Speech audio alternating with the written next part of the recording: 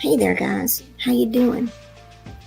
I know it's kind of late, and I never really do this, but I just haven't been able to come on. I've been so busy, just getting some things done. I was going to do this today, but I just couldn't.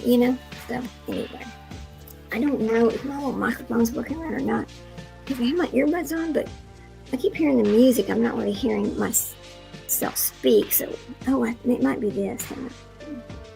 Hello. We got to turn this up. So maybe that'll help. All right. So I hope you can hear me. I don't know. Whoops. No, I put that back on. Anyway, so my little banner says it wasn't supposed to happen. So kind of what I'm talking about is, you know how people say they got these crazy things and like, okay, well this is an example. So this happened a long time ago. People feel like they were so fascinated by the Niagara Falls. And they would design all these different things because they wanted to go over the falls so bad. That is 176-foot drop into rushing water. That once whatever happens gets to the bottom, it tumbles you around. It doesn't let you out. So they didn't realize that once they went over, whatever they went over in, if that stayed together, that once they got down there, they would be trapped in that the rolling waters right there. So, they all would devise these ways they're going to do this, but then it would happen, and then they would either drown or they would die on impact because of the type of materials they would use to make these like barrels or capsules or whatever put out over the falls. Now, even a kayaker has tried this. We've seen people do this with parachutes and water and jet skis. It's just stupid. It is the stupidest thing to attempt things like this. But in their mind, they're going to survive. There's nothing wrong with doing this. I mean, think about it. There's got to be a way to make this happen, So I don't know. I don't know why people do dumb things. I just think it's I call it stupid things that wasn't supposed to end that way. That's what I call it. Take all the shoes off. But anyway, so I came across a whole bunch of little things that I wrote down about things that I had thought. I was like, oh my God, you got to be kidding me. They're everything from people that are going hiking to in places where they were warned, hey, you might not want to go there because there's bears there and they will attack, or hey, you might not want to get that close to the edge because people have fallen over, or they crawl over the rails. They crawl over the rails so you get that perfect picture and fall in. I mean, just things like that. I mean, because they don't think. I mean, there are protection rails in places like that for a reason, to keep you from falling in, or keep you from being attacked, or to keep you away from the wild animals. Just like, you'll be in parks or whatever, say, don't feed the wild animals. Well, when you start feeding the wild animals, if you're camping there, they're going to seek out the campsites to feed at. And if you're if you're the person in the tent and they're bigger than you, there's the possibility they could feed on you. But people don't think that's going to happen to them. Oh, that's not going to happen to me. Let me get some water over here. It's just shocking what people do without thinking about what the end result is going to be. And it happens over and over. And even in today's world, you think, oh, well, a long time ago, they didn't know. Well, people try it today, and they do know. I don't understand it. I never will.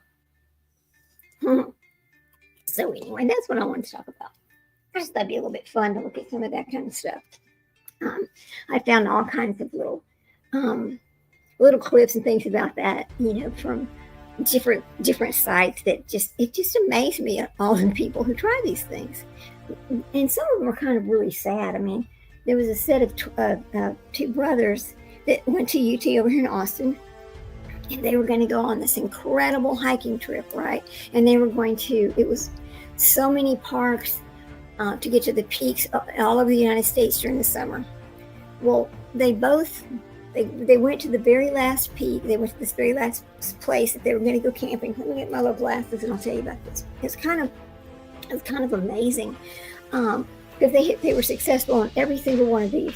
They get to the last one, and one of the things they didn't factor in was the fact that there was flash floods. Okay, so all of a sudden they're climbing, they're rock climbing, they've got all their gear, and they start hearing noises because they had a little GoPro on. So they start hearing these noises, right? And they're like looking at each other because there's footage of this. This is how I know this because they showed it. But they look at one another like, "Hey, what's that noise?"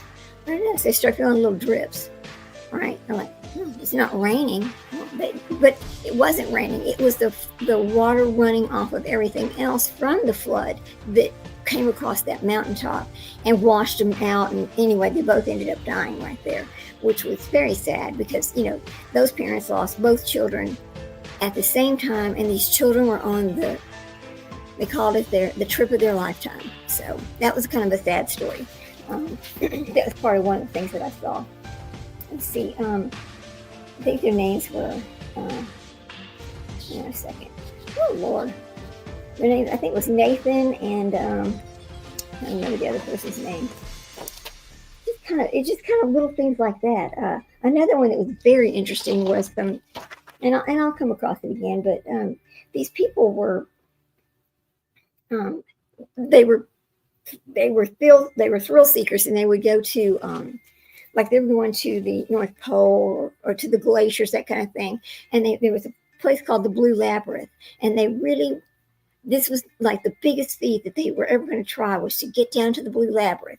And so they had heard, they were warned. See, the thing is, they were warned that a lot of these glaciers are melting at a high rate of speed, and so they heard that this one had a lot of damage to it, but they thought, well, it's so old, it must be stable, right? Well, that's not exactly true. So they all get down there, and they're going into this thing called the Blue Labyrinth, and it's beautiful. They have some pictures because, again, these people go with these GoPro things, so you get to see some of the pictures of it. But immediately they start hearing. Okay, so you got to imagine that when you're inside this glacier, and so ice is all around you. You're like in this. It's like being in a big ice capsule.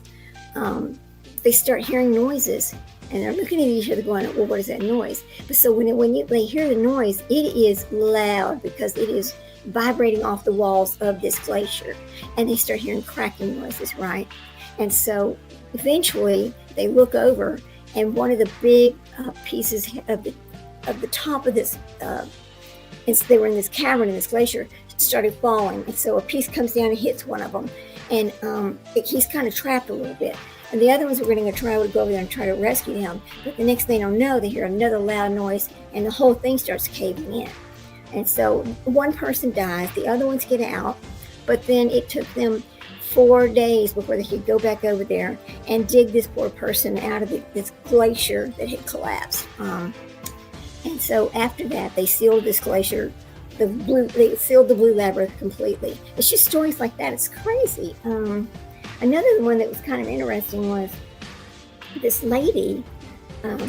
She was on I think the Canada side of Niagara Falls, and she was just wanted to take the perfect picture. Just wanted the perfect picture, and somebody captured this as she climbed over this railing onto this little concrete railing thing. And so she climbs over it, and now she's holding on. She's got one side, she's like straddled over it, one leg on each side, thinking that's going to save her. All right. So she gets situated. She gets this perfect picture. And then what happens next is she decides she has to climb back over. And so as she's trying to climb back over and get her leg over to the other side, she slips. And so she ends up going over the falls. And somebody captures this right as she's going over the falls. So it's just, it's horrific. I mean, you got to think about the people that are with him. That's a horrific sight to see something like that happen. All of a sudden, whoever you're with is over there basically passing away in front of your eyes. I mean, they're dying in front of your eyes from, am I crazy here? From making a choice that they shouldn't have made. I mean, they're warning you. There's signs all over the place. Don't climb over the rail, right? Danger. Don't climb over the rail. But they do it anyway. I just thought it's kind of interesting. So I think what we're going to do is, I hope my internet is not going in and out again, causing a problem, because I'm seeing this little little internet things going 1, 2, 3, and then down to 1. And I keep seeing like these little things for people where things are coming in and going out. Like they're coming in and going out. I hope it's not kicking anybody out. I mean, we've had a lot of problems with this internet here lately doing that. So I don't know what it is. But anyway, I'm going to go over here. And I forgot to add it. Damn it. I'm going to come over here and pull this up. But it's kind of interesting. So just hang with me while I get over here and we'll pull these up. I had downloaded a whole bunch of these different videos. So it's just interesting stuff, really. Okay, here we go. I think I get it from right here. Let's see. Let me go find my downloads. There they are. Oh, come on. Oh, okay. Let's see. Let me pull it up this way. Niagara Falls. It's just really sad. It absolutely is. So now this is an interesting thing right here. So let me pull this one up. All right, hold on a second. All right, let's stop it right there. I'm gonna move this back and get this out the way. I'm gonna go over here. All right, now I'm gonna turn this on. Let me share my screen here. This guy, now this is one of the more interesting ones right here. This guy, his name is Robert. Let me put my glasses on. Now he thought he could really do this. This is Robert O. Wrecker. He's trying to go over the Niagara Falls, and this but he thinks he's going to fly. He's on this little parachute suit thing. He thinks he's going to be able to save himself by this parachute, and he did all the safety precautions, but there's one thing he forgot to do, is he did not pack the parachute himself. He let somebody else do it. So when he pulls this parachute string, guess what? It doesn't come out right. Anyway, so let's watch this. It's very, very, it's sad, but it's interesting. But you just look at these people going, you knew better, you knew better. So anyway, here we go. Oops. Here we go. There he goes. I wish I could make that bigger. Maybe I can't. There you go. All right. But then I can't see chat. Anyway, so watch this guy. Oh my. There he goes. But there is footage of where they re-show this. They think he's going to surface, but he doesn't because his parachute doesn't open.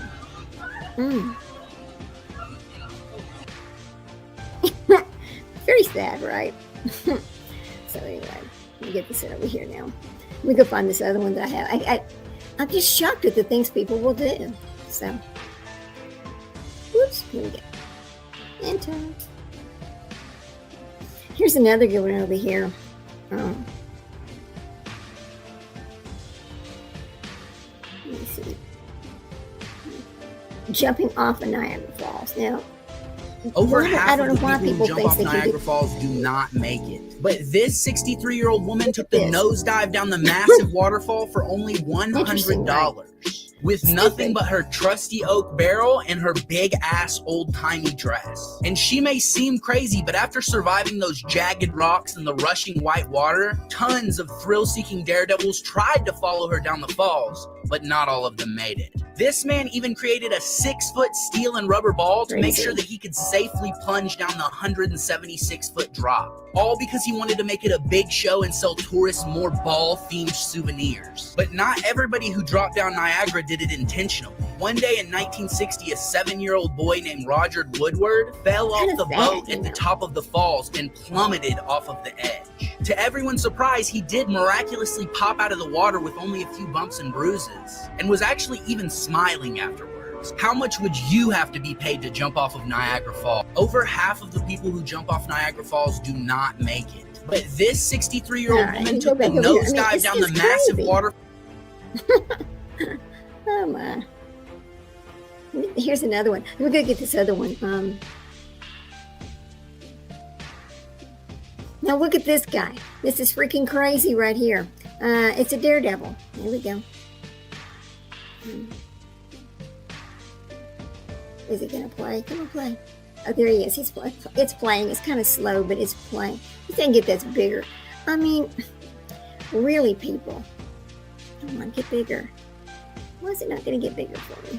Because it's a really old film. I guess I'm not sure. Here we go. They'll be doing so. Okay. Oh, here we go. Come on, go. They'll be doing so.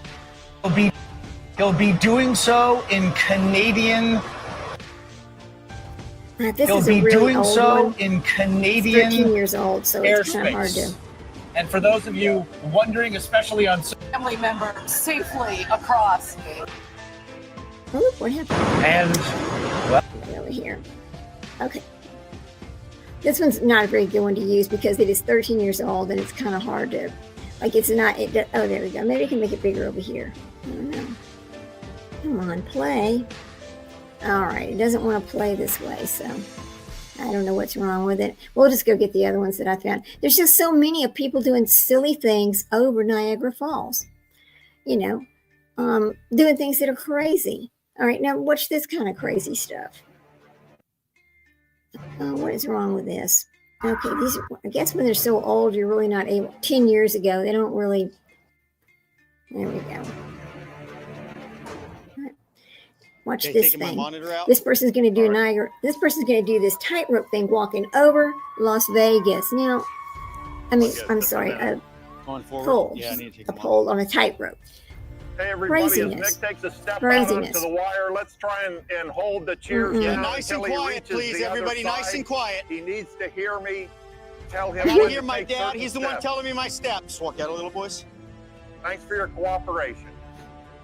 Now, supposedly there's no net underneath them, but I don't believe that. I mean, Sorry, think Clay. about this. You good? Yep. Okay, this makes me a nervous wreck watching this. Look at that 2 mess. steps. Oh, hey, Magic Star, how you doing? I'm so happy to see Looking you. good. I'm so glad to see you. How you doing? You tired? I bet you are. But 2 look at these steps. crazy people. I would never do this. Another I don't know step. anybody that's this stupid. Well, I Slide. don't know. I shouldn't call them stupid. Some people are successful. You know what I mean? So, anyway. Hope you can you hear me okay, Magic? Look at that. Ooh, 2 it's making me steps. sick.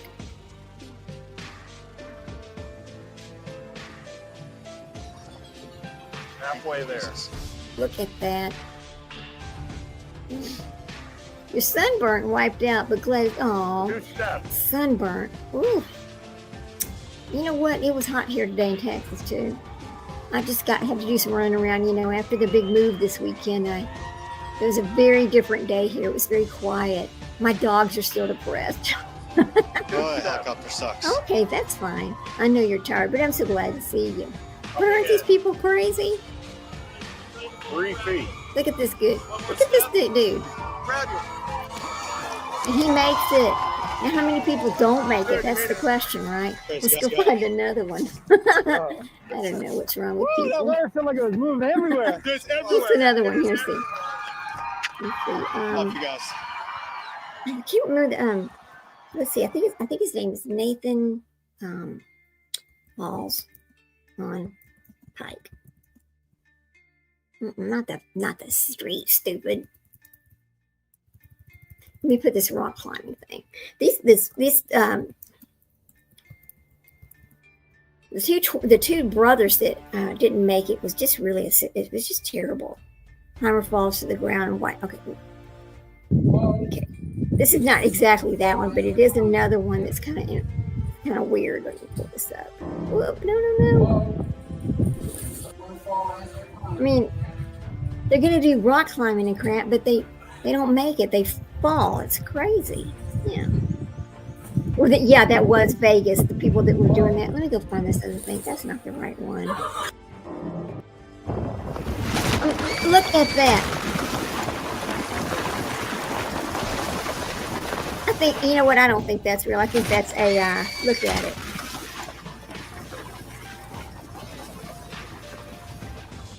Nah, let's find a different one. Oh boy. Hang on a minute. Oh, not Nate eating too stupid. Not very prepared, huh? I don't know what happened. I had these little things all like saved. I can't find my little let's see.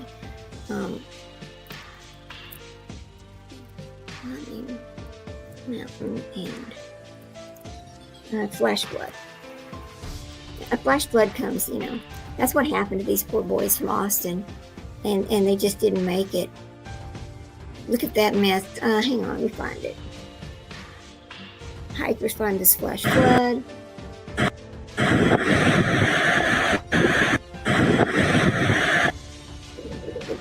Look at this mess here.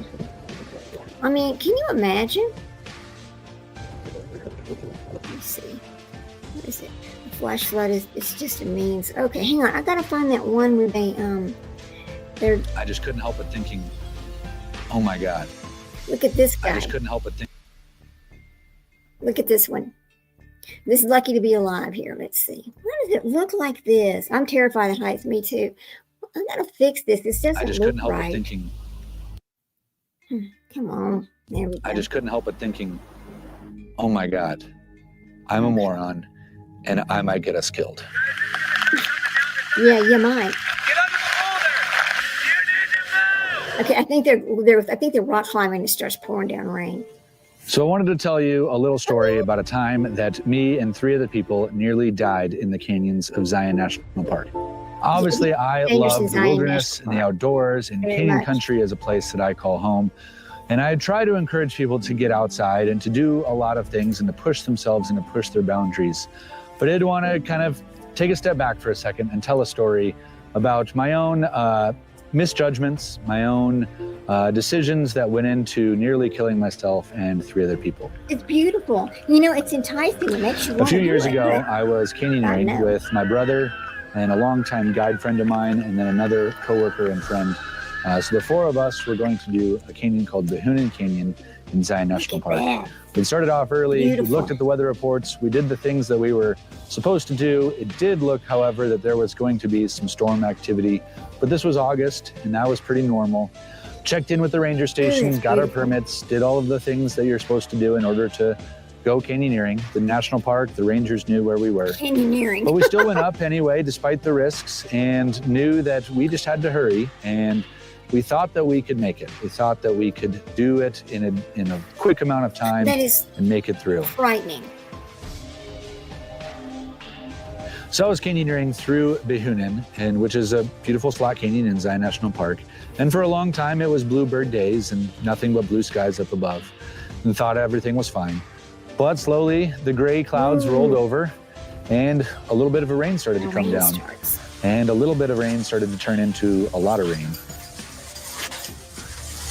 And we were at the very end of our canyoneering experience and thought that we were going to be just fine because we only had to go a little bit. But I went down first and made it down the rappel, followed by my buddy Ben, who made it down the rappel. A little bit of water started flowing down the actual walls, signifying that a bunch of water was about to be coming down. As my brother was rappelling down the final rappel here, a wall of water came out of a canyon right next to us and came and landed just within about 20 feet of us. Totally took me by surprise and kind of freaked me out. And I started hooting and hollering, but I was mostly just kind of excited because I thought that we were still safe at this point. Holy cow. Holy cow. Here it comes. That's a lot of water. Are you all right, Dave? I'm fine. What's going on up there?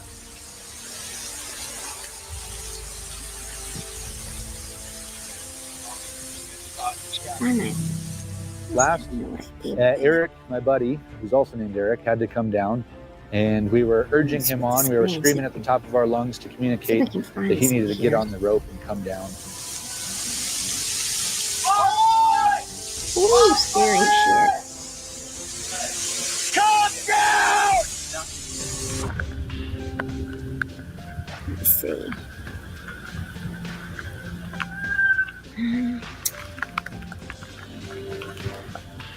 Where are you?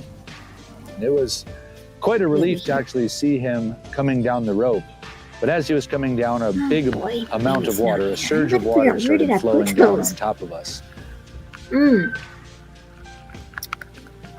Oh, it's right over here, stupid. And we quickly had to take cover before we really had a whole lot of time to figure out exactly how to get out of where we were.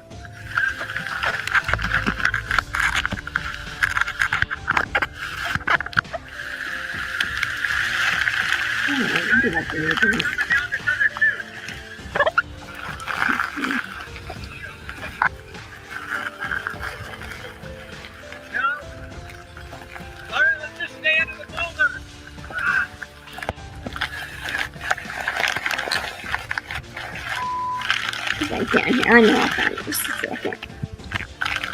Get under the boulder! That is scary as shit now. I gotta find that. And as we took cover, because I we gotta were scroll afraid that down rocks this and if I boulders and find it. logs and things were going to be coming down with this initial wave, we didn't want to be exposed to that. We took cover under the rocks. And then the flow started to become extremely heavy.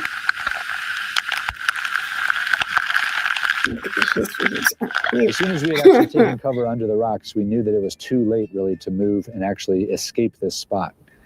And so we had this 300-foot waterfall bearing down upon us that just grew in intensity and grew and grew and grew. That's what it's It gonna became be this right there. terrifying train of power that was just crashing down upon us. It was blotting out the light and making the curtain of water that was spreading out over the boulder that we were taking cover under, making it like total darkness. It was a terrifying experience, and it was my first real brush with death. And it was the first time I was really forced to come to grips with the possibility that this might be how I die. God, keep us safe. Okay, Protection around us right now. he sees us what's happening. They're there. There's really, they can only go down. There's nothing else they can do. And that's what God to keep them safe. They knew it was going to rain. See, that's what I don't understand about these people. They take chances like this knowing ahead of time. It's just so strange. So. I was getting blocked out. And then they can't even see. Damn.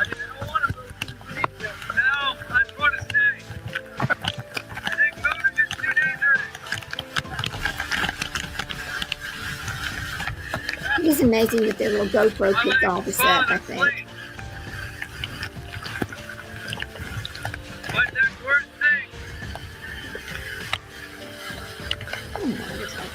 What's the surface called?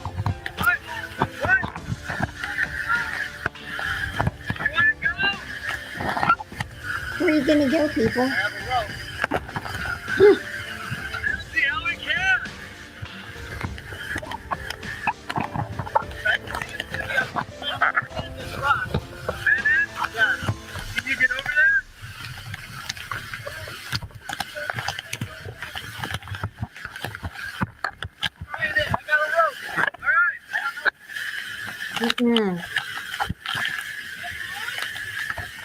I don't want people to be daredevils, you know?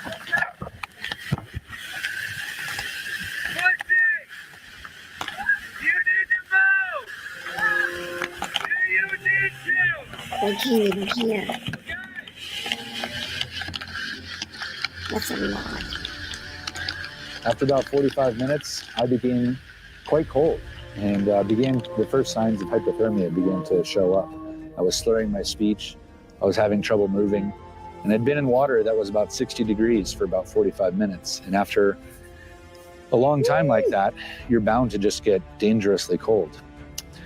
So I knew that staying where we were was going to become, at some point, no longer an option, because we all would have become dangerously cold. So the whole time we were pinned under that boulder, we were literally about 35 feet from safety.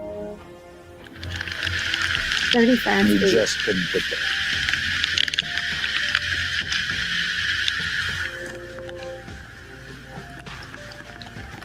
One of the people that I saw, they found she was 10 feet away from the correct trail, and she passed away. And slowly, the water did start to recede. A little bit more light started to shine through. And we knew that this was our chance, and we had to take it. And so we left our ropes, and we left some gear behind, and we just made a run for it. And we tried to sneak around behind the boulder, under the boulder, and then we had to cross the flash flood. Can you imagine? And so we were crossing a series of logs that had fallen over the rushing water. It was a very scary experience, because if any one of us had fallen in, we would have been transported down this massive flow, which then had a big waterfall not far down below us. These things are so Luckily, pretty, so the beautiful, four of but us so did damn all dangerous. make it. And I just remember the elation, the celebration, and the You think kind you of went back for disbelief more? Yeah, I do. that went I believe you into probably did it again. what we had just experienced.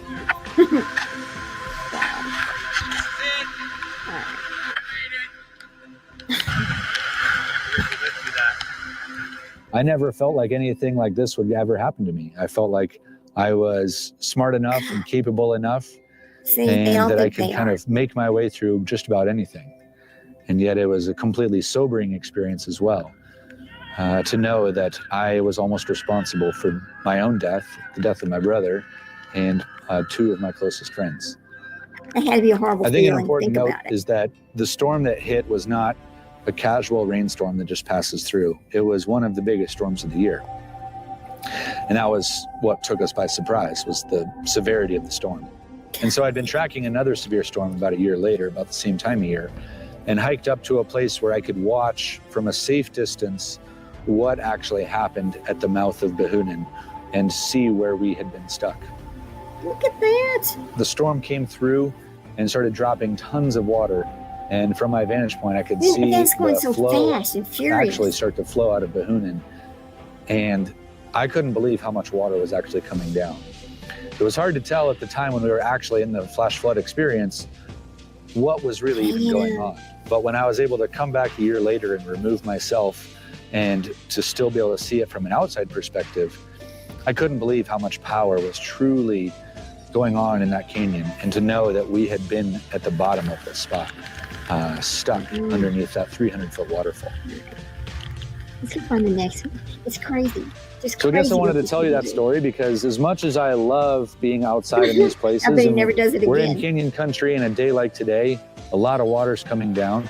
And that means in these narrow canyons and stuff like that, these narrow places, all of this water is getting funneled into tight spaces, and it can become incredibly dangerous very quickly. And so I just wanted to encourage. Yeah, okay, dude, we know. Now, the next thing I want to get, let me see, it was like, oh, this is the next thing. It's kind of interesting, too, about, let me go back and find this one. It was dangerous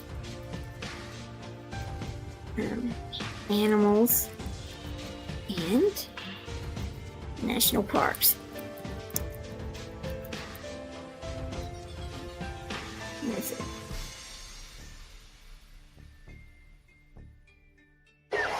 America's most dangerous. This one. All right. here we go. America's most Okay, now. Here we go. Here we go. dangerous national parks. America's this one's national about, parks are known for their national parks. breathtaking beauty and These natural people, wonder. and the But animals, beyond the they scenic trails and postcard they views lies will a darker hunt truth. you. I mean, Some a of these hungry animal will landscapes can hunt you. kill. This is fierce, and today we're exploring the most dangerous national parks in America, where the wild doesn't just thrive, it fights back. Hit like and subscribe. This is Fierce. Number 1, Grand Canyon National Park, Arizona. It's one of the most iconic landscapes on Earth, a colossal scar in the desert stretching 277 miles long, 18 miles wide, and over a mile deep. The Grand Canyon isn't just a sight, twice. it's a force. But beneath its beauty lies a deadly reality. Each year, millions of visitors flock to its rims, peering over railings, hiking into its belly, and snapping selfies on precarious ledges. But not all of them leave. On average, 12 people die in Grand Canyon National Park each year, and hundreds more require rescue. It's not just the terrain. It's a cocktail of overconfidence, heat, altitude, and underestimation. Temperatures at the rim can be cool and breezy, but descend just a few thousand feet, and the heat becomes oppressive. In the inner canyon, temperatures regularly exceed 110 degrees Fahrenheit, 43 degrees Celsius in summer. Add dehydration, physical exertion, and thin desert air, and your body can shut down fast. Many hikers begin their descent energized and unaware, only to realize too late that climbing back up is twice as difficult. For some, the canyon becomes a trap. But it's not just the heat or exhaustion that kills. The cliffs are the real killers.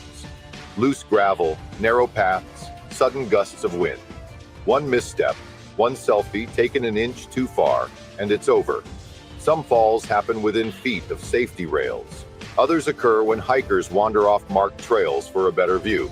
In recent years, several high-profile deaths made headlines. Visitors tumbling hundreds of feet while trying to capture that perfect Instagram shot. The canyon doesn't forgive mistakes. It doesn't give second chances. And if the elements don't get you, the wildlife might. Wildlife hazards in the Grand Canyon. Mountain lions. These apex predators are masters of stealth. Rarely seen, but always watching. Hikers have reported the eerie feeling of being followed, only to turn and see nothing. Mountain lions are ambush hunters, and while attacks are extremely rare, when they do strike, they go for the neck. Rattlesnakes. They blend perfectly into the canyon floor, lying still among rocks, sunning themselves on trails. Step too close, and you'll hear the unmistakable warning, the rapid rattle that means you're already too late. A bite can cause severe tissue damage and help maybe hours away. Coyotes. Though not typically dangerous to adults, coyotes have become bolder, especially around campsites. Conditioned by careless tourists who feed them, these scavengers can grow aggressive. In rare cases, small pets or children are at risk. And in packs, coyotes are unpredictable. The Grand Canyon is not just a place of awe, it's a place of extremes. It can take your breath away and take your life just as quickly. Because in the canyon, nature reigns, and the edge is always closer than you think. Number 2, Yosemite National Park, California. Granite cliffs that scrape the sky. Waterfalls that thunder like freight trains. Ancient forests where time stands still. Yosemite is nature's cathedral, carved by glaciers, crowned by stone, and soaked in raw beauty. But it's also a place where tragedy comes without warning. Millions of people visit Yosemite each year, drawn by its world-famous landmarks. But many underestimate what this park truly is. Not a playground, but a wilderness cathedral that demands respect. Among the towering cliffs and postcard views lie some of the most treacherous trails. Oops, I'm sorry, I mean to do that. Hang on, let me find this one. Few people were more. Here we go. Few people were more. Here we go. Let me get Few this people were. there. Let me get this bigger. All right, here we go. And play. More experienced in the remote backcountry of the Sierra Nevada Mountains. These are people than actually James Randall in national Morganson, parks. also known as Randy. I say this because Randy Morganson spent 27 seasons as a park ranger in Sequoia and Kings Canyon National Parks. For 27 years, he patrolled these harsh mountains, helping out hikers along the way and working to protect the environment of the pristine national parks. Now, 27 seasons is a lot, but the truth is, it should have been 28. Honestly, it should have been even more than that, because one day while on a routine patrol of the backcountry, Randy Morganson vanished. At first, his disappearance seemed likely to be an accident, because after all, the terrain that he was working in was very, very tough. But after troubling details of Randy's personal life became known, the possibility that his disappearance might have been intentional became more and more real. This is the tragic story of Randy Morganson. My goal is to get this channel to 100,000 subscribers. I have a long ways to go. Please help me get to that goal. Hit that subscribe button. I'll give you a second. Provide y'all with something that's interesting about national parks and dangerous places. Let's talk about Randy Morganson. Randy Morganson spent more than half of his life working as a backcountry ranger in Sequoia and Kings Canyon National Parks. In 1996, Randy was 54 years old and began his 28th season with the Park Service. I hiked through Sequoia and Kings Canyon National Parks for the first time last year in 2022. And so after witnessing this terrain firsthand, I can tell you straight up, it's crazy there. I've hiked thousands of miles in my life, and the terrain in Sequoia and Kings Canyon National Park is right up there at That's the beautiful, top in but terms dangerous. of just the most like out of this world stuff I've ever done. You're surrounded by rugged mountains as tall as 14,000 feet above sea level. There's tons of freezing cold alpine lakes, and there's also an endless amount of fast flowing rivers. The fact that Randy Morgensen had so many years of experience in such a harsh environment puts him at an elite level of backcountry skill. And it should be no surprise to hear that with all that experience, he was the most senior ranger that was patrolling in the High Sierra. In 1996, Randy Morgensen was working at the Bench Lake Ranger Station, which is just off of the John Muir Trail / Pacific Crest Trail. On July 20th, he reported his position via park radio as being at Mather Pass on the PCT. The next day, on July 21st, he departed from the Bench Lake Ranger Station and left a note saying that he was going to be going on patrol for just a few days. At some point during this day, a few hikers allegedly spoke with Randy somewhere along the John Muir / Pacific Crest Trail, and they reported that during this interaction, Randy was in good spirits. But in very tragic fashion, this would be the last contact that anybody ever had with Randy Morgensen. And his radio contact from the previous day would be the last time that the Park Service ever heard from him. It wouldn't be long before a desperate search for him began and questions about his personal life began being raised. While spending time in nature is certainly a positive for a lot of people's mental health, it's not a cure-all, and unfortunately, Randy's case proves this. Going into the 1996 season, it's been reported that Randy Morgensen was suffering from depression. He even had a conversation with another park ranger in which he basically questioned the one thing that he had dedicated his entire adult life to, which was his service as a park ranger. That was definitely not a good sign because, once again, he had dedicated his life to this. He was the most senior ranger in Sequoia and Kings Canyon National Parks. And while the reasons for his depression aren't explicitly clear, it does seem likely that it had something to do with his strained relationship with his wife, Judy. I can definitely see how challenging it must be to have a successful marriage when one of the spouses is spending months and months away working in the remote backcountry. I'm assuming here, but I think it's a fair assumption to imagine that this might have had an impact on Randy and his wife's marriage. I did find one report that said his wife had frequently joined him in the mountains, but in the years before his disappearance, she had stopped doing this. I'm not sure how true this is, but either way, it's clear that things were not okay in Randy and Judy's marriage. And to make matters even worse, it's been reported that Randy had recently had an affair with another ranger. And at the start of the 1996 season, Randy had received divorce papers from his wife. Randy Morgensen had reportedly told close friend and fellow ranger George Durkee that he had occasionally felt like ending his own life. In fact, the day before Randy went missing, he had had some radio contact with Durkee and Durkee's wife, and the couple reported that it was a little bit... Stop sharing that one because I'm going to share this other one. Oh, crap. How do I get rid of it? Oh, no. All right. There we go.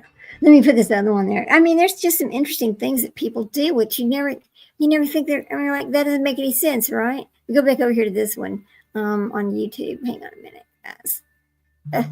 People doing dangerous things. Let me go find it. This one right here. It's kind of weird, you know. People do the stupidest things. Okay, here we go. Let me get this over here. Go back over here and add to my screen. Let's share my screen. I mean, just... And these are just like silly things that happen to people. They shouldn't happen to people, right? Here we go. Kilogram measuring tape slipped out of a construction worker's hands. In its fall, the tool achieved the speed of the mightiest tornado, 225 kilometers per hour. At that moment, Gary Anderson was standing on the ground. He was supposed to have already left, but stopped to chat with someone. He probably didn't even feel the measuring tape land directly on his head. Could you imagine the impact was so devastating that Gary died within an hour. It wasn't the tape that killed him, however. As it turned out, Gary wasn't wearing a helmet, although it was lying in his truck, and he was an experienced worker. In this video, I'll tell you about deaths that could have easily been avoided, so viewer discretion is advised. 33-year-old John O'Neill had a fair share of hardship in his life, not least because of his alcohol addiction. He lost touch with his family and friends and finally was forced to wear an electronic tag on his ankle. So, in the fall of 2024, What do you think that O'Neill means? decided to Little take his criminal fate into activity his right own there. hands, underwent a rehabilitation course, sobered up, and returned to what he loved doing most, woodworking. On the morning of September 24th, he started his first day at work, which only took I guess it's 15 not minutes important, but to anyway. turn to an utter hell. O'Neill was working near a wood chipper, throwing branches into the machine, and A suddenly wood chipper. one of them Don't got tell me caught the on wood his chipper ankle accident. bracelet. When he realized this, it was already Oh my too God. late. The mechanism had pulled him in. Shocked, O'Neill was watching the metal blades God. crushing his bones and calling for help. Yet nobody heard him, as all his colleagues were working in headphones. Can It you took the other imagine? workers an entire minute to see the horror unfolding behind their backs. You can imagine what a mechanism like this can do to a person in as little as 60 seconds. O'Neill's colleagues pulled him out of the wood chipper and applied improvised tourniquets made of whatever was at hand. Nobody believed the man would survive, not even O'Neill himself.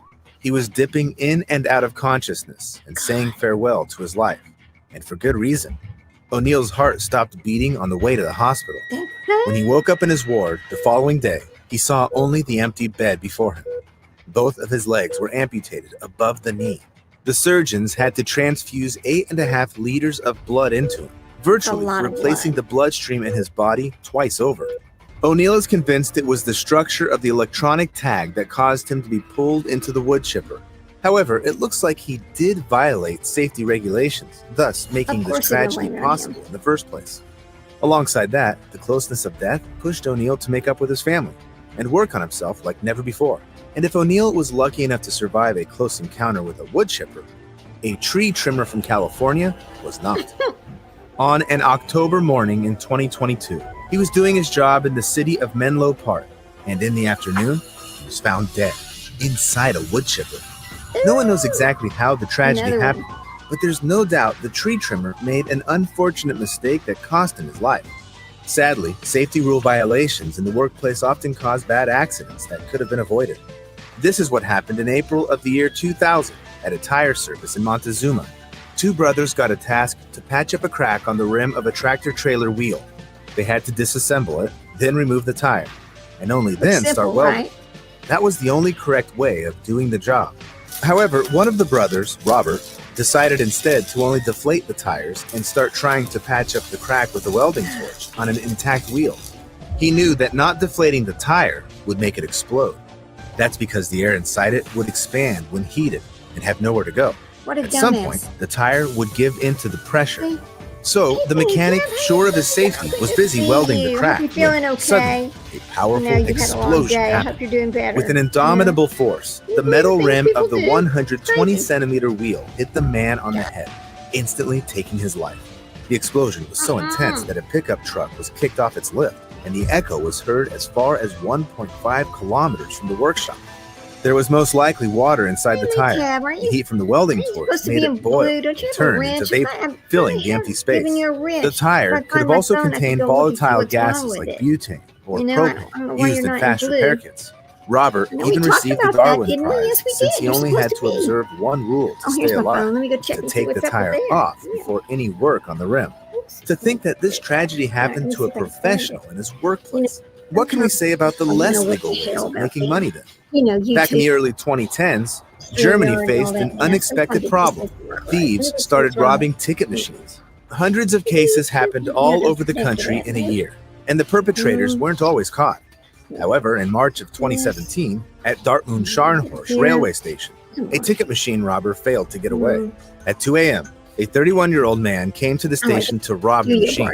It's unknown whether he used compressed gas to fill the inside of the mechanism or if the tool had been a makeshift explosive device. There was a sudden massive explosion, and the 2-meter-tall metal panel was torn off the machine and hurled right at the robber. When emergency services arrived at the scene, they saw a damaged mechanism and, beside it, an unconscious man with horrific head trauma. The service workers tried to resuscitate him, but their attempts were in vain. And this case is far from being the only one. On Christmas Eve in 2015, a man died in Münster after using a makeshift explosive to blow up a condom vending machine and take the money that was in it. In October 2018, a young guy died after a ticket I machine guess I have to do explosion this at on my Holloway laptop. I don't know railway why I station. can't do it from here. But the paradox is that Baby, it's do not me a only favor. those who Go out violate to any state one of my laws videos. that I don't get care which themselves one it killed. is. People also die from forgetting Comment about the laws of on any physics. one of them. A so I can tragedy go of back that there kind and happened in fix you Libreville, and the give you the capital of wrench back, 'cause I know Gabon, to you're supposed to have 35-year-old one. Franck We talked Cabel, about this. a pastor Well, I don't know why evangelist. you don't. But One day, anyway, having gathered his it is horrible. congregation for another sermon, he claimed to have received a revelation. It stated that if the Chad pastor's Daybell. faith was strong enough, he'd be able to reenact Jesus' biblical miracle of treading water. Craziness. Cabell didn't have the slightest doubt in his faith as he immediately gathered his flock on the beach. The pastor was going to not just showcase his water treading skills. He was set to cross the Gabon estuary. This distance requires a boat 20 minutes to pass, since it's about 11 kilometers. Cabell took his first steps but seemed to be sinking for some reason. However, he stayed true to his faith and walked until he was entirely submerged in water. The man drowned. I'm in no way trying to discredit Christianity or any other religion. However, apart from blind faith, Cabell could have also relied on common sense. And seeing that he wasn't exactly succeeding at repeating the biblical miracle, he could have just returned to the shore and investigated the reasons for his failure later. A couple from Philadelphia also struggled to stay afloat. Two lovers were driving in a car at night before stopping on the riverbank. It was a chilly August morning, which probably made them think of getting warm in the back seat. Or maybe they were inspired by a nearby bridge named Strawberry Mansion. The couple started making love and was probably doing it so passionately that one of them accidentally pushed the gear lever. The car started moving and fell into a river seconds later. In the blink of an eye, the water filled the vehicle with the terrified couple inside it, and their 4x4 sank to the bottom. Rescuers only arrived 5 hours later to find the flooded car 100 meters away from the riverbank and the scared, wet lovers on the shore. By some miracle, the couple managed to escape the trap and was even lucky enough to get their off-roader back. A similar predicament was shared by a young couple from Russia's Vologda region. Yevgeny and Yana also parked their car on the shore of a lake and started having fun in the back seat. Just like in the previous case, the car rolled into the water, but the Russian couple never made it out of the vehicle, and both of them died. Okay. Truth be told, even the most innocuous entertainment or simple rest can turn out deadly. Mrs. Elizabeth Isherwood's trip to a country club near the town of Mackinac, Wales, in late September of 2017 wasn't the first or even the 10th for her. Together with her ex-husband, she'd owned a holiday home in the resort for 30 years. Mrs. Isherwood often visited the property with her friends, but eventually decided to sell the house and was gifted a voucher for the last free stay. On September 23rd, she made use of it. However, this time, Mrs. Isherwood was alone since nobody could join her. On her first night upon arrival, she went to use the bathroom right away. Having finished all of her business, the woman returned to the bedroom. But when Miss Isherwood closed the door behind her, the doorknob stayed in her hand. This meant she wouldn't be able to get out of the room. Suddenly, the woman realized she wasn't in the bedroom. It was an airing cupboard. In Britain, that's what they call a cramped, dark closet used to allow damp laundry to fully dry. Alternatively, people could just store things in it. However, the woman didn't panic. She was a former police officer, strong, resilient, and well-trained. First, Mrs. Isherwood took down the shelves, relied on touch to explore the cupboard, and stumbled upon a brass pipe. Then she chipped off a piece of the pipe and picked at the door and then the walls in the hope of freeing herself. But the broken pipe started leaking water on the woman, and soon, Mrs. Isherwood was freezing. A week later, the resort's chief technician noticed a hole in the airing cupboard's wall and took a peek through it. There, the man saw the lifeless body of Elizabeth Isherwood. Oh my gosh. As it turned out, she did manage to punch a hole through one of the walls. However, a painting was hanging there. The woman seemed to not realize that she was a step away from freedom. The coroner concluded that Mrs. Isherwood could have spent several days fighting for her life and died of hypothermia. Sadly, the water leaking through the broken pipe played hugely into this. In the story of Ashley Summers, water is the key element. Several days before America's Independence Day, Ashley joined her husband and two daughters on a holiday near the local lakes. The woman adored spending time near water, so during the long holiday weekend, she enjoyed boating. It was very hot. Ashley barely ate anything, and on the third day of the trip, she started experiencing a splitting headache. After waking up on Independence Day, the woman was feeling even worse, but this was her last chance to spend time near her beloved. you know, because for fair use, sometimes we got to stop those things and just talk about them for a minute. Okay, that's fine. Daily tab. Let me see. I guess we can talk about it tomorrow or another day. I know you're tired anyway. Oh, let me see. Is my thing on? No. Anyway, so I just think it's just amazing. Look how close she was to having freedom. She wouldn't have died in there. She was just so close. It's kind of sad. These kind of stories are interesting, and we just kind of get tired of hearing about the same old. I want these children found, I do, but the same old stories every day, in, out. I just wanted to look at some different things today. Just some things that we never really look at, but they're kind of interesting, Here's something else I'm going to look at. Let me find this other one over here. Hold on a second.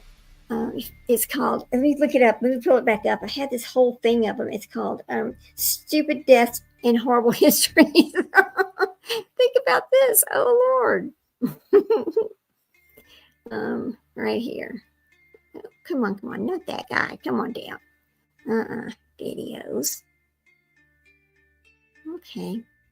Not Halloween. Why is this not scrolling down? Come on. This crazy thing. Well, I don't know why it won't scroll. Let's go back to home. All right. Here. Let me do it like this. I'm going to pull these up. Well, I guess we're going to play these. Halloween on CBBC. I don't get it. No, don't laugh at his jokes. You'll only encourage him. Next! Oh, here it is. And who might you be? Sorry. Let me find this other one for you guys. Hang on. No kidding. I'm going to remove that one. I'm going to go get this other one. Hang on a minute. Oops. Not this one. Okay, not this one. It's, let me make it small. Let me go get this other one. It's called, hang on a minute. It's called People Being Idiots. Oh my God. People dream up stuff, never really thinking about it all the way through. And then when something goes terribly wrong, then what? Whose fault is it? Well, they never want to take responsibility for being their fault. People being idiots. Okay. Here we go. Turn it on, make it big. Hang on a minute. Let me share my screen. Add to the stage. Okay. Oh, that had to hurt. Yeah, they're back in school. Yeah.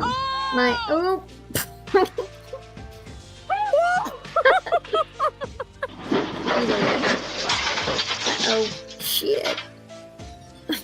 And he stands up like it didn't hurt. Feeding the animals, yeah.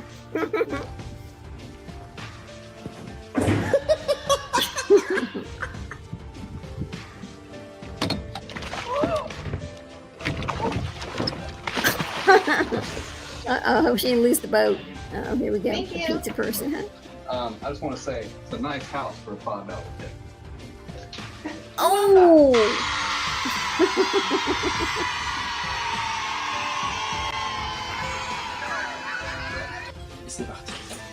Oh, no! No!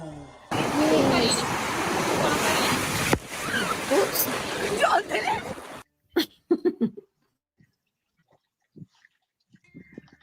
Looks peaceful. Good Lord. Whoa! Oh my God. Whoa!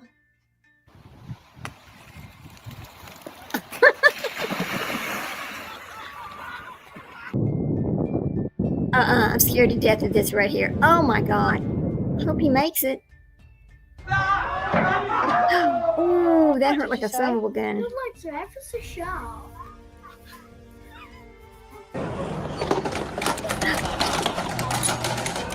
Uh-oh.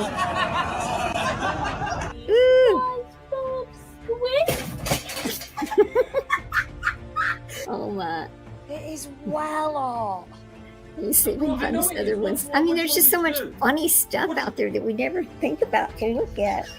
Oh, here we go. Let me find this other one. It's called,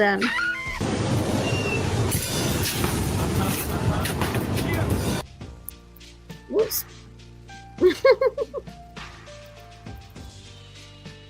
Let me go find this one. It's called, let's see. Hurry up now.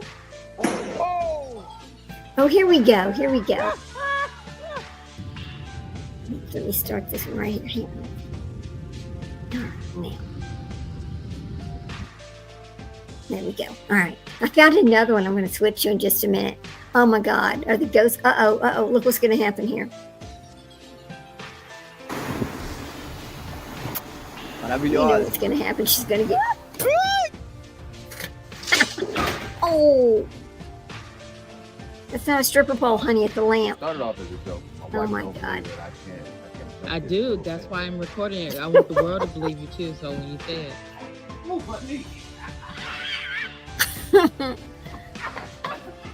Thanks.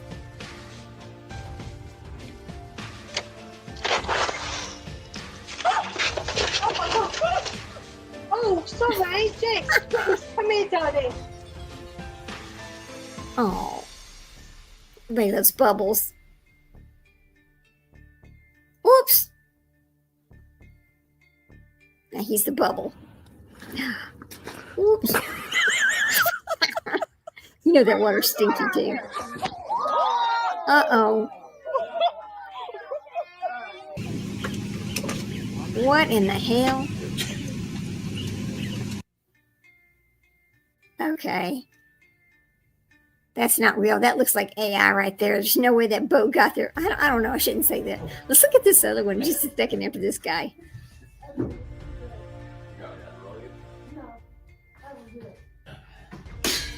Oh, shit, that had to hurt.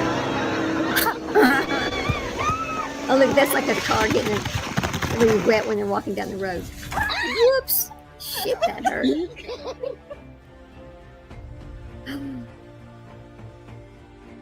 Matt.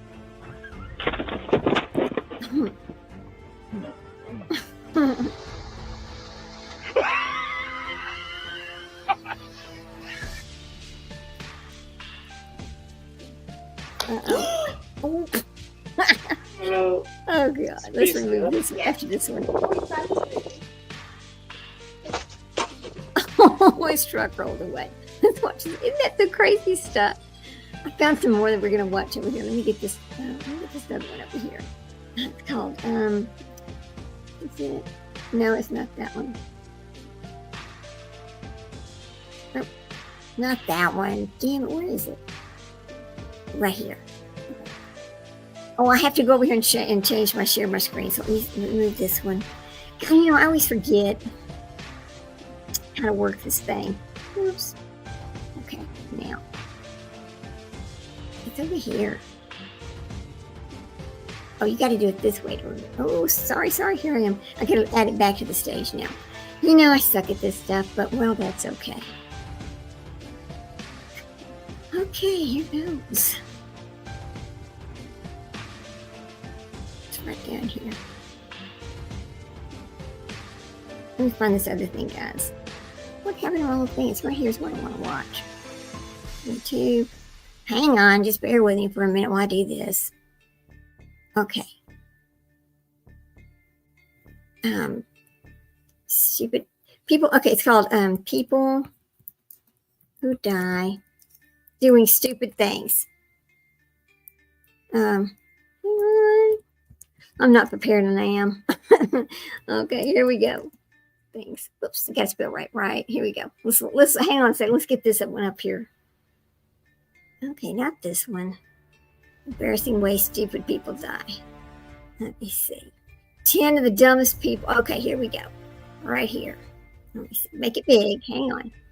Oops. Oh my God, this is going to be funny. Here we go. Now. Oh, why is it not big? Hang on. Let me fix this. Remove this. I want to share it this way here. You got to share it this way. Okay, stop sharing that one. And you got to add this one. I know. Someday I'll get good at this. Share. All right, here we go. All right, this one's. Oh, come on, play. This is kind of funny. To the chef who fell into a vat of soup and cooked himself to death. Here are 10 of the craziest and dumbest ways people have actually died. we're just gonna make that. Maybe make it bigger. Number 10, the last selfie. An unfortunate teenager spent her final moments trying to take a selfie on the top of a railway bridge in St. Petersburg, Russia. Before she could get the picture, she plunged 30 feet to her death. The teen's name was Xenia Ignatieva, and she was only 17 years young when she climbed onto the railway bridge with one goal, to take the ultimate selfie. But as she was setting herself up for the dramatic picture, Xenia fell to her death. She may have survived the 30-foot drop if she hadn't tried to save herself by desperately grabbing a hold of a live wire. The wire shot 1,500 volts through her body, essentially igniting her from the inside out.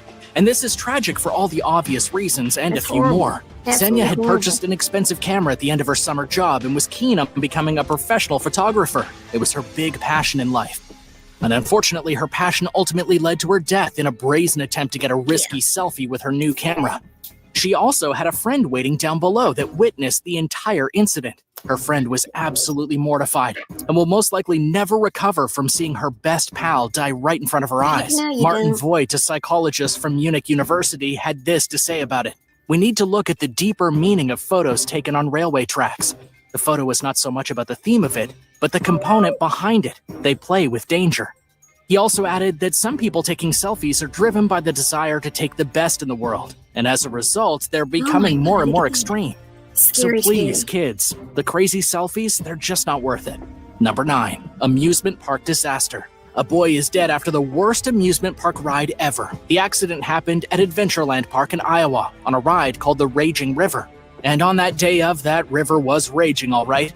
A boat on the ride overturned with 6 passengers on it in such a dramatic crash that 3 of the passengers had to be rushed to hospital in near-death condition, while an 11-year-old boy named Michael Jaramillo was pronounced dead on sight from injuries he sustained. It must be embarrassing to take your kids to an amusement park only to have one of them die when your boat flips over. According to the park themselves, the ride had been inspected the day before and was found to be in perfect working condition. Nobody knows why the accident occurred.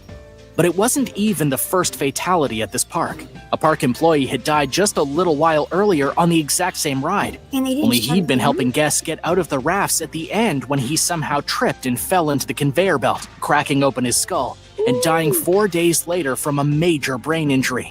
We think maybe it's time for this ride to be shut down. Number 8, dead in a dinosaur. A 39-year-old man that had been missing has recently been found dead inside the statue of a dinosaur in Spain.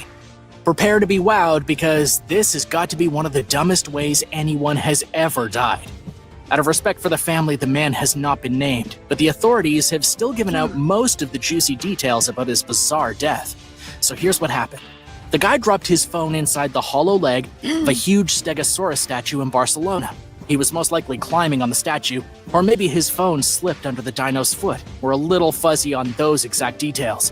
But the guy, who was by himself, obviously wanted his phone back, so he wriggled his way inside of the hollow statue. Oh my God. But it was easier getting in than getting out. Not only could he not reach his cell phone to call for help, but he couldn't get himself out of the leg. He ended up suffocating and dying inside the Stegosaurus. He was only discovered later because a father and son were walking by and happened to smell the overpowering stench of a decaying body. Firefighters had to cut the statue open to remove the smelly body, and the statue has since been removed from its place outside the Cubic building in Barcelona. Not to be insensitive, but that's why we have phone insurance, right? Why would you ever attempt something like this? Just let the phone go and get a different one.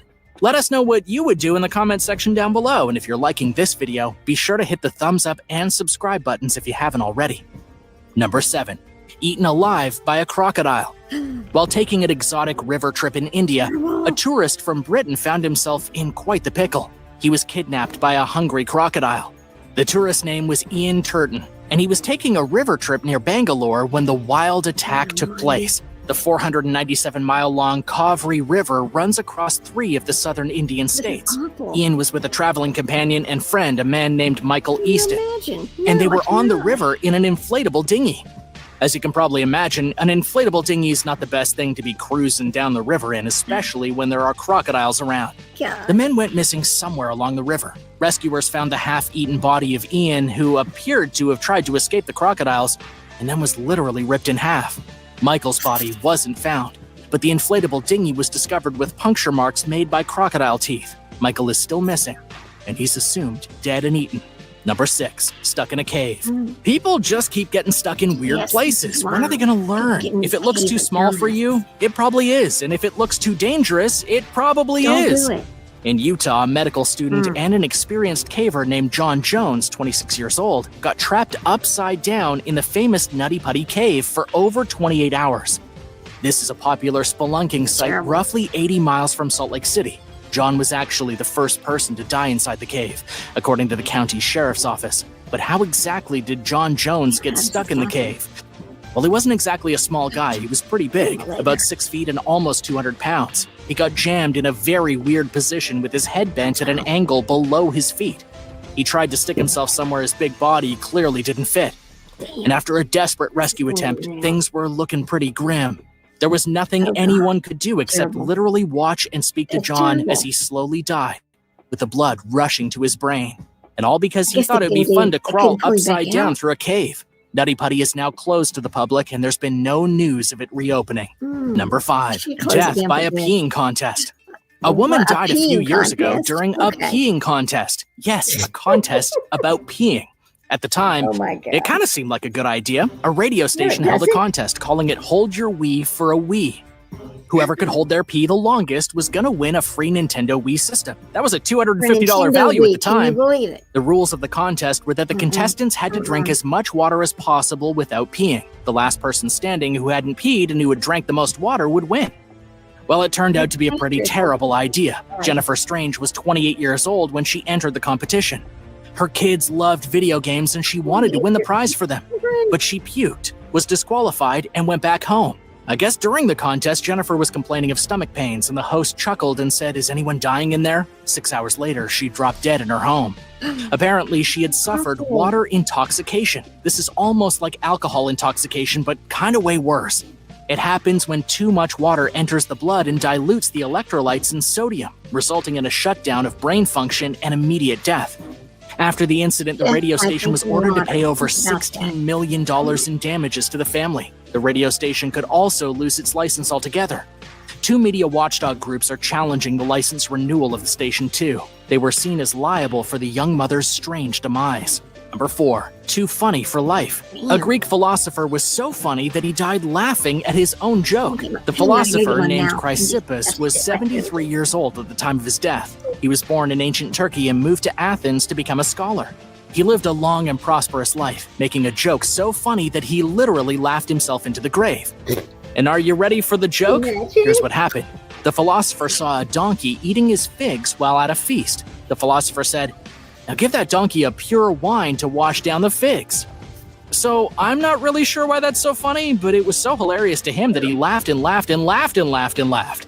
He laughed so hard that he hit the floor and began to shake and foam at the mouth. By the time people rushed to his aid, he was already dead. So this may or may not have actually happened. There are historical records of the event, but nobody knows for sure what happened back in 200 BC, because that's over 2,000 years ago.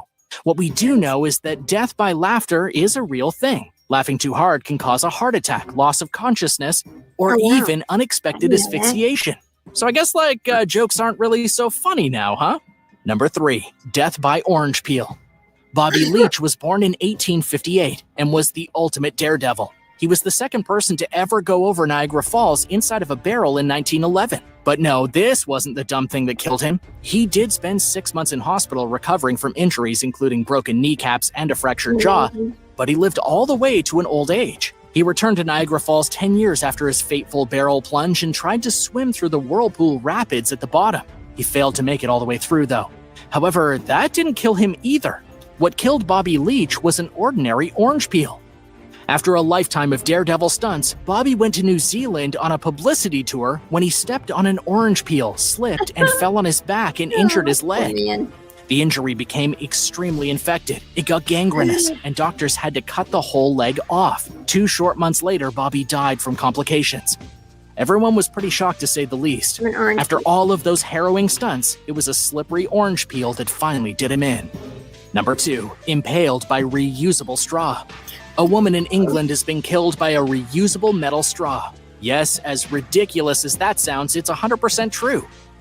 Her name was Elena Struthers Gardner. She was 60 years old. and she was walking with an ordinary drinking glass which contained a short stainless steel metal drinking straw. It's important to note that Elena suffered from scoliosis, meaning her spine was curved unnaturally, and this made her clumsy and very prone to falling. When she fell, she was carrying the glass, and when she hit the ground, the metal straw impaled her through the eyeball. She must have landed in such a way that the straw hit the ground and became rigid, turning it into a deadly spike. It spiked through her eye and into her brain, causing an injury that proved immediately fatal. She didn't even know what happened. It was a complete freak accident. The straw went through her eye, into her brain, and she was dead in a second. What's really ironic about this story is that plastic straws have been outlawed in most countries because of their danger to the environment, and a lot of people are replacing them with reusable metal ones. But now it seems the metal straws are a hazard to people, since they can impale your brain. Maybe we should just get rid of straws altogether? I don't know, what do you think? Number 1, fallen in a vat of soup. In Iraq, a chef cooked himself to death. Yep, it's a little ironic. The incident happened while a man was preparing for a large wedding feast. He had a giant vat filled with chicken soup. He was standing over the soup, stirring it with his ladle, and he didn't have a care in the world. He's a chef after all, cooking is his whole life. But then he slipped, fell into his very own soup, and cooked himself all the way to death. Of course, he didn't die immediately. He was rescued from the vat by a terrified wedding guest. But he wouldn't survive for long. 70% of his body was covered in third-degree burns. He may as well have been trapped inside of a burning building. After 5 days of suffering in the hospital, the chef succumbed to his injuries and passed away quietly. He left behind 3 children, one of them being a 6-month-old baby. As for whether the wedding guests still ate this soup, we can only hope they didn't. I would think Thanks for watching. What do you think would be the worst way to go? God, that's bad. That is bad. All right.